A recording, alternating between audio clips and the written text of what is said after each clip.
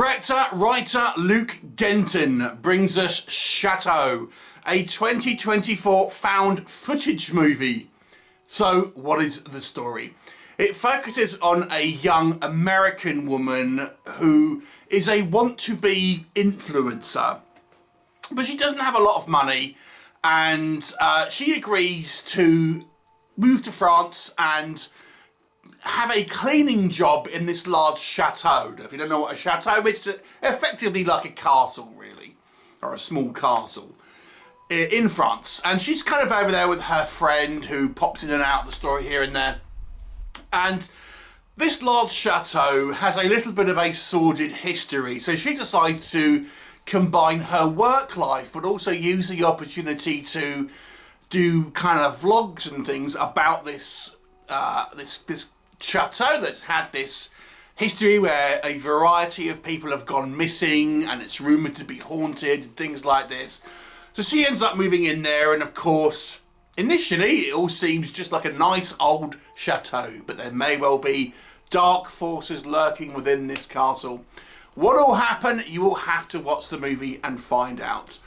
So what works in this movie's favour?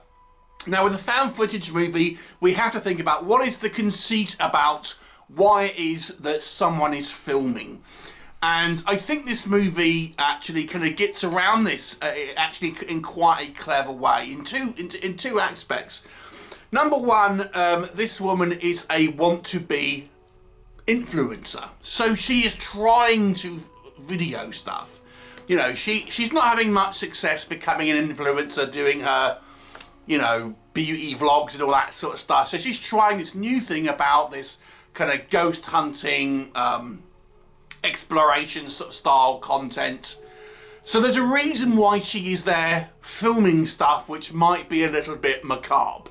The second reason is, and I've said this in a couple of found footage reviews, when you see something scary, you know, imagine it, I always think, well, people are kind of there with the camera, like videoing it, and making sure it's in frame. It doesn't really make sense.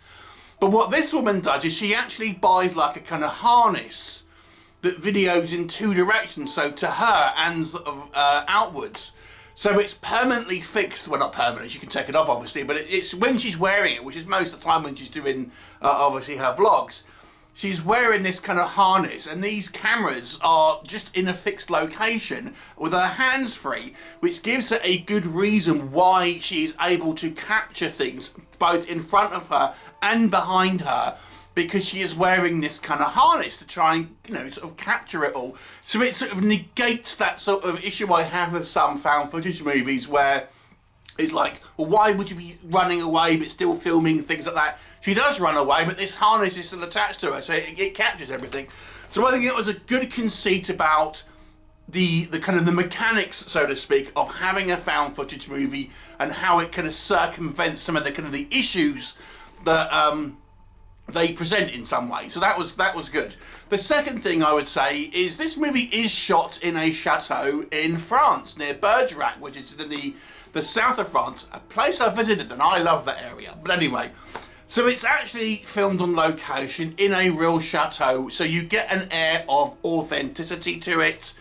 I thought that was, it really worked in the movie's favour.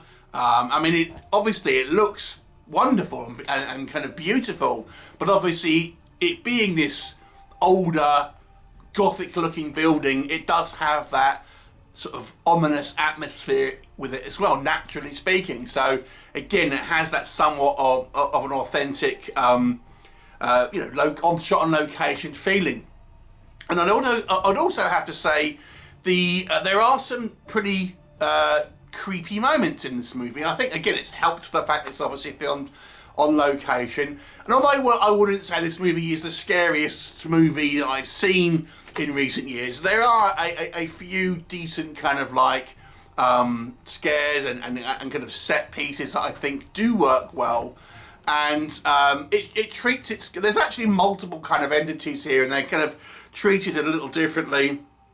I think that works. Sometimes it suggests you may be talking to a ghost and can't even know it, and other times it's obviously something more kind of overt that's kind of going on. But there are a couple of decent kind of scares, and I thought it did pretty well. I think the acting is fair.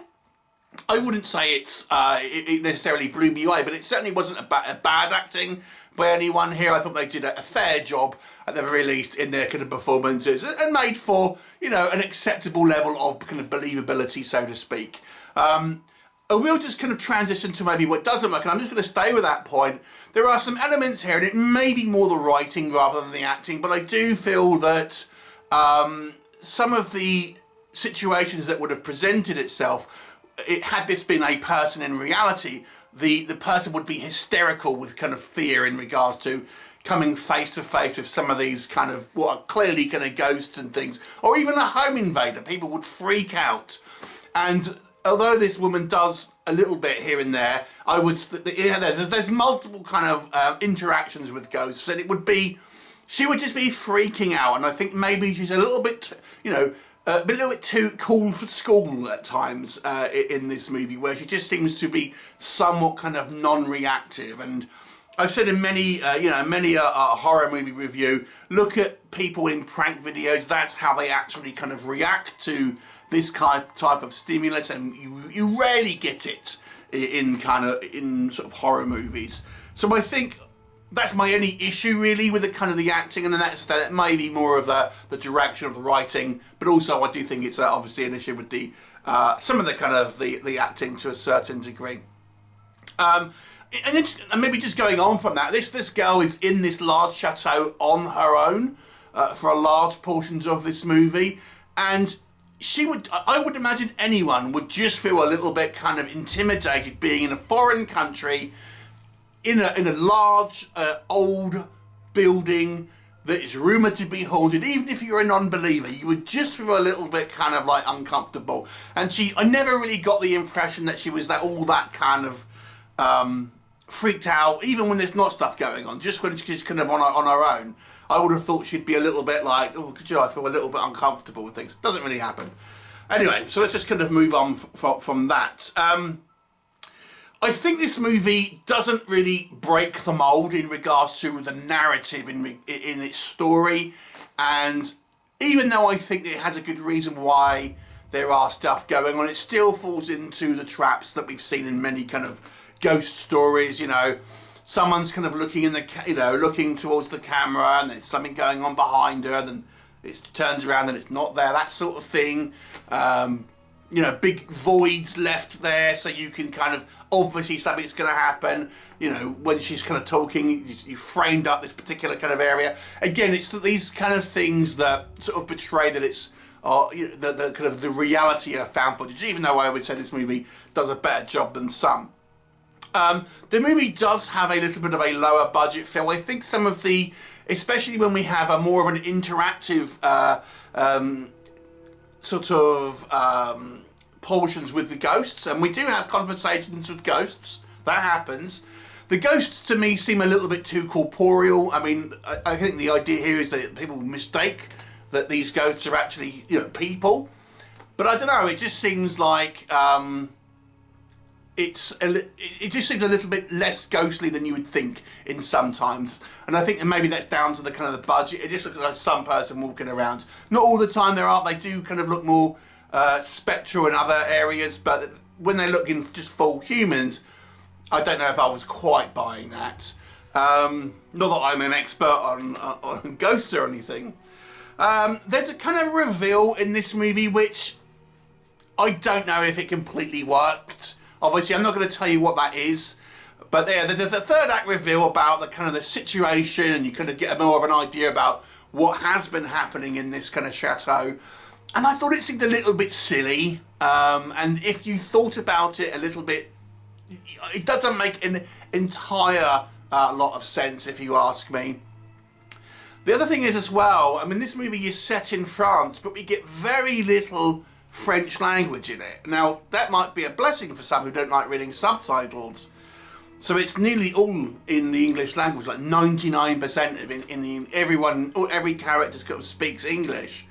And I think it would have had it, because it's set and filmed in France, I would have liked to have a little bit more French characters in it, maybe a little bit more, you know, interactions with you know, the neighbour or something like that who can't speak English, and so it feels a little bit sort of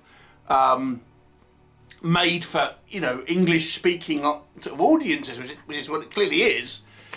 But it loses a little bit of the reality of that fact that you are actually in a non-English speaking country because of that. Overall, I think this is certainly not a bad found footage movie. It doesn't break the mould in any particular way, but it's certainly watchable and has a few decent scares. I'll give it a 5 out of 10. Have you seen it? What did you think of it? Leave me a comment and I shall look forward to seeing you next time.